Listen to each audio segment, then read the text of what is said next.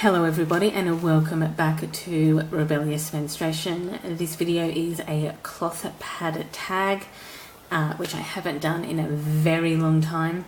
It is number 13 and it is plastic free periods. So question number 1, what is it like using a menstrual cup for the first time? Once I got it correctly inserted, it was easy to use. I went straight into using it overnight and for my entire period. This was, I think, in October 2017, so it was quite confronting, but I slept through and had no leaks, and I didn't have many cloth pads at this time. Question number 2, what made you curious about trying a menstrual cup? I really detested tampons. Like, they made me ultra uncomfortable. They dried out my vaginal canal and they fell apart, and I always felt them when they shifted. I overbled them, constantly leaked. Tufts of cotton would also come off them, no matter the brand or organic status. So I was always concerned about leaving like fluffs of cotton behind. But internal protection is often convenient in certain situations, hence the menstrual cup intervention. Question number 3, how long did you think about purchasing a menstrual cup before doing so? I think they had been on the periphery for, I guess, quite a while. I probably kind of really consciously was aware of them probably about 2011, 2012, and I started asking questions and then doing research online, and here, like on Google and over here on YouTube, and I was still a bit hesitant to purchase because I don't think I really even personally knew somebody who used them, or even if I did, it was like a friend of a friend and they were overseas and I couldn't really, have a conversation with them to ask the questions that you really want to know. But I was still a bit hesitant, so I purchased some cheap cup, no-name brand, as I said, in 2017. So it was about 5 years. So it performed quite well. Obviously, I was concerned because it was a cheapie, and so therefore, then the next one I purchased was a Diva cup, and then I kind of went from there. Number 4, how does it compare with what you were using? It is 100% better, infinitely better. It is just so much more better than tampons. I have not leaked, flooded or overbled them in an hour. I have no irritation. I have no dryness. Tampons, due to their absorbent nature, would steal all of the vital moisture and make the entrance to my vaginal canal so ridiculously dry and irritated because of... and it was just painful and uncomfortable, and I hated it because menstrual cups collect rather than absorb. This situation has gone away. Also, tampons require changing after the string is exposed to any contaminants such as urine or salt water or chlorine. So every time I had to go to the bathroom, I had to change my tampon every time, which just at some point... I drink between 3 and 5 litres of water a day, let alone coffee and tea and a milkshake on top of that. So I can sometimes drink between 5 and 7 litres of water a day. And which means I'm often peeing every 45 minutes. So at some point it was a race between whether I went to the bathroom first or whether I needed to change my tampon first. So this is actually not an issue with the menstrual cup, which is actually entirely internal and not as exposed to these external contaminants. Question number 5 is, what would you say to somebody thinking about switching to a menstrual cup? And it would be, obviously, do it. It is completely worth the switch, so worth it.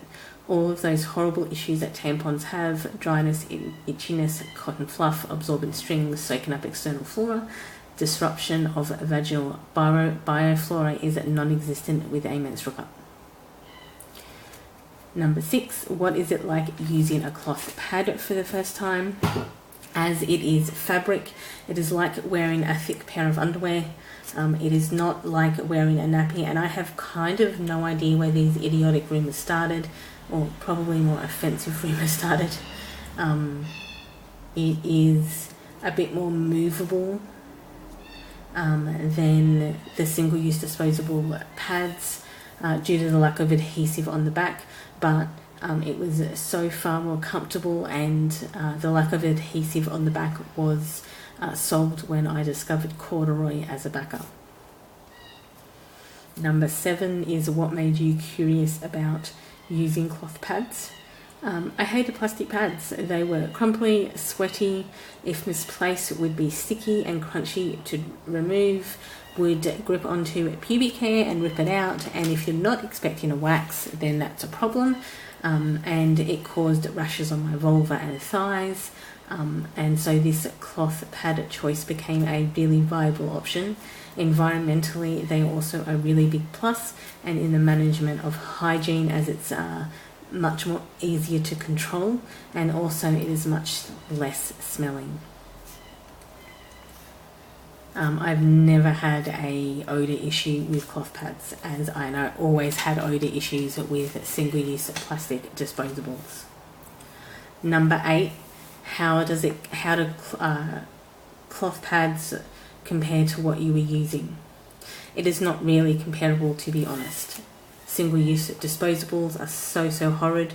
I dreaded my period each month. They never worked out so well for me. I was in constant discomfort, irritation and pain. I took painkillers and was always super hot and sticky. Cloth pads made it so much better to just exist while bleeding. The rashes literally no longer happen.